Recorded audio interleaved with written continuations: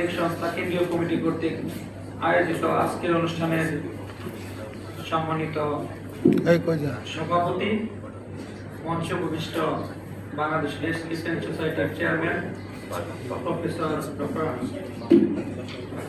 Lima সহ আমাদের জাতীয় সাংবাদিক সংস্থার সংগ্রামী মহাসচিব আলমগীর গনি,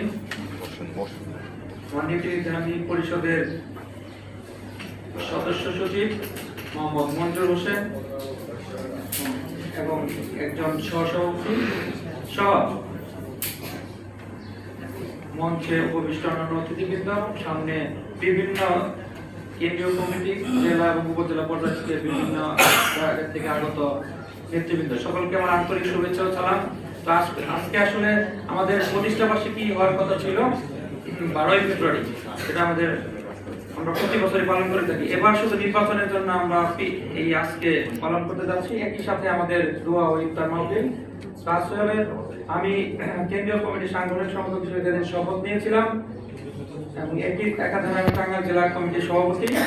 আমি শুধু এইটুকু বলতে চাই, কেন্দ্রীয় কমিটি আগের চেয়ে অনেক অনেক ডেভেলপ হয়েছে।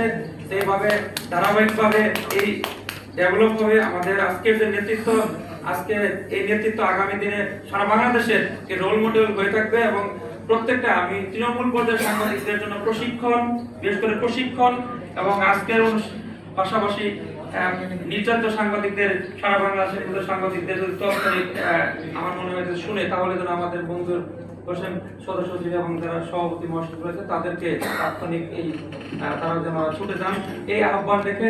এবং আজকে ওখানে আমাদের সার্বিক সহযোগিতায় আমাদের হোসেন স্যারের প্রতিষ্ঠিত সমতল পত্রিকা এবং বিএনএস যে সার্বিক সহযোগিতা করেছে সেজন্য ধন্যবাদ জানিয়ে সকলকে আবারও আমার ব্যক্তিগত এবং জাতীয় সংবাদ সংস্থার পক্ষ থেকে ধন্যবাদ। আসসালামু আলাইকুম।